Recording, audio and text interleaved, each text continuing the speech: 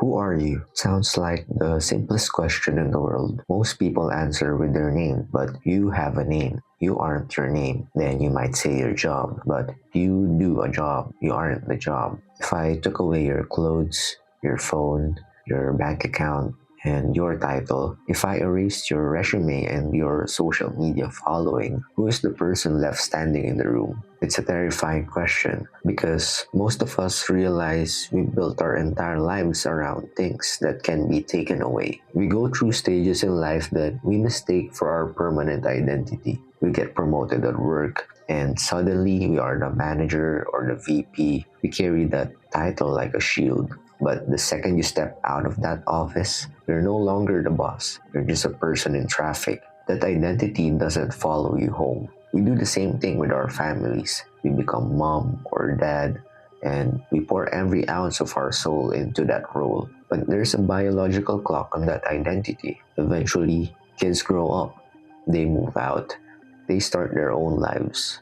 This is often what causes a midlife crisis. There's a simple concept called role identity. It's when we get wrapped up in being a provider or a parent that we forget that there's a human underneath. When the kids leave or the job ends, that chair is suddenly empty. You look in the mirror and you don't recognize the person looking back. You feel like a fraud because the temporary phase is over and you're left with nothing. The reason we struggle is that we often see ourselves through other people's eyes. When you get dressed in the morning, are you picking clothes because you love them? Or because of how you want the world to see you? We turn ourselves into a mirror for everyone else's expectations. If your boss needs you to be aggressive, you become aggressive. If your friends expect you to be the funny one, you crack jokes even when you're hurting.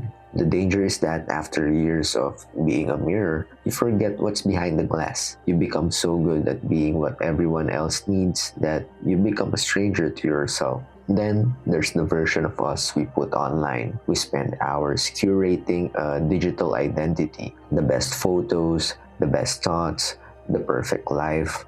But is that you? Or is that just a character you're playing for an audience? When we spend all day acting like that perfect version, the real us feels smaller and smaller. We start to value the likes and the comments more than our own actual thoughts. We end up chasing someone else's goal of success instead of our own peace. I'll be honest, this is something I'm personally struggling to define. Who am I outside of my duties and responsibilities? Who am I when I'm not being productive? Who am I when I'm alone, without any belongings, without gadgets or social media? Who am I when no one's watching? That's a heavy thought, but having this thought helps. It gives me a wider point of view. Instead of solely focusing on what I do, I've started to think about what it means to be alive. I think about what I would want my 8-year-old self to think about the life I'm living right now. I've realized that everything external can be robbed from you. You can lose your money,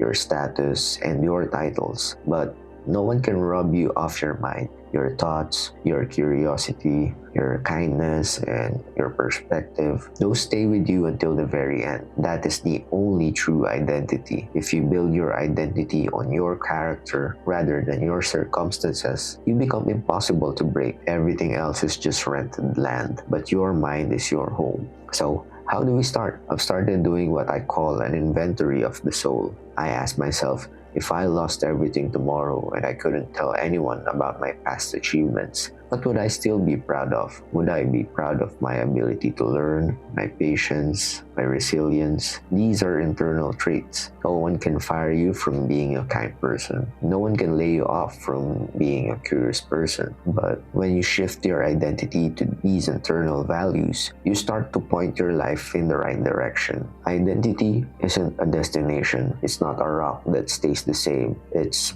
more like a river that's constantly moving and changing. It's okay if you aren't the person you were 5 years ago. That's not being lost. That's growth. To everyone still in the battlefield of life, to everyone who feels like they're just playing a part, you aren't alone. We're all trying to figure out who the person in the mirror is. But don't stay still. Don't settle for a title that someone else gave you. Chase your own potential. Chase the person you are when the world is silent. Don't stay still. Chase something.